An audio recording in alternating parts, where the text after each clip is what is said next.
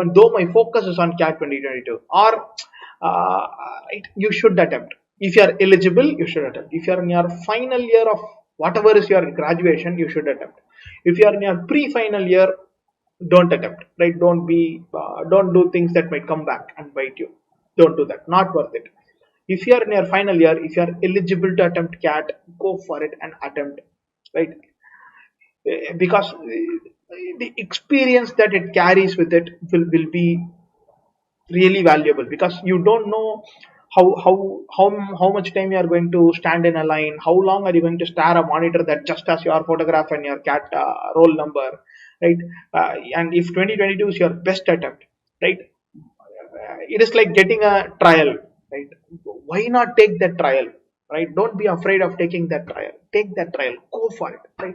Is it good to attempt CAT 2021 without much prep? It is fun if you are attending without prep, because you don't have any pressure, right? If you don't have any pressure, it is a fantastic exam to attend, because you can enjoy your time trying to answer questions, trying to figure out questions and all of that. I'll give you some example. One of my classmates from undergraduation, he just finished his PhD from IIT Madras, right?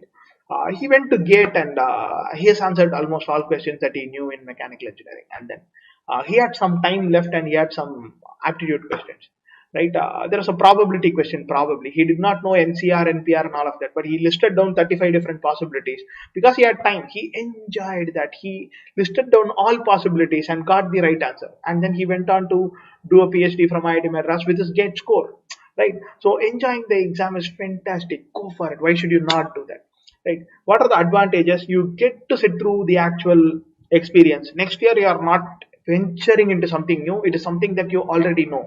There is a saying that says known devil is better than unknown angel. Don't let it be an angel and you still don't know anything about it. It can be a devil, but you know the devil. That matters, right? So definitely experience matters. Going there, taking up your hall ticket, waiting in line, staring at a monitor, being sharp for the next 3 hours, trying to answer many questions as possible. All these things carry so much. I can't even put a number on the value you will get by attempting this year's exam.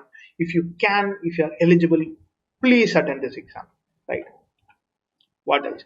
How can I turn my CAT 2021 prep into CAT 2022 prep? Right? Continue your prep, start your prep, do everything once this year, right? Right. Next year, you are stronger and wiser because you realize what are all the mistakes that you did.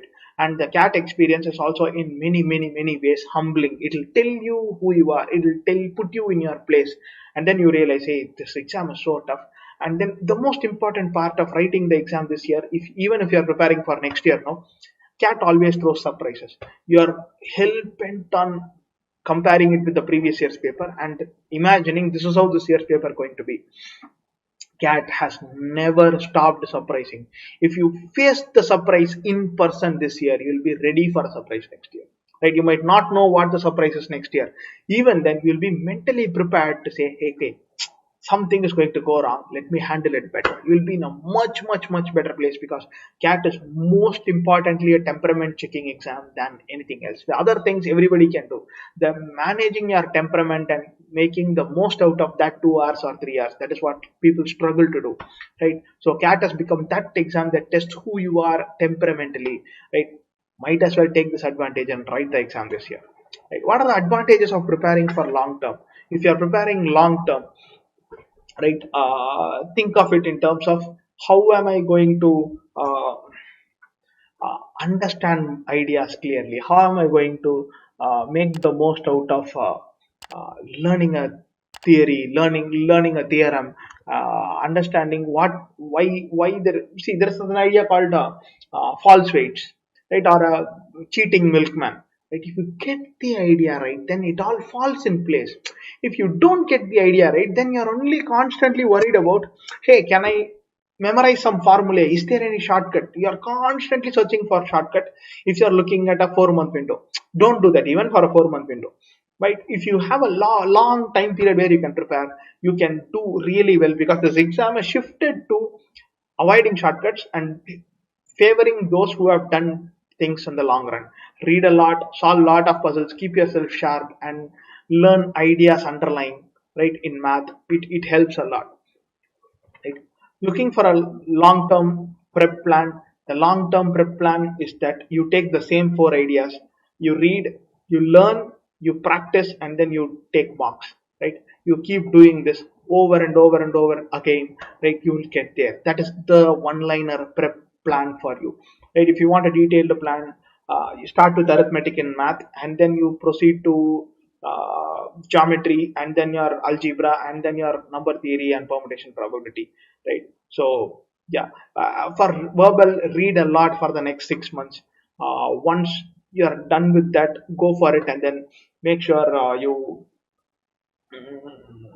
start solving actual RC puzzle, sentence rearrangement, all of that, right? And then see where it takes you, right? For DLR, do lot of puzzles, and then keep yourself sharp. Do actual CAT question papers. Search for CAT 2020 DLR puzzles. You'll get two, and click at the top. Click.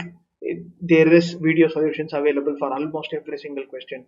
So use that, challenge yourself, and solve. You should be in a good place to go.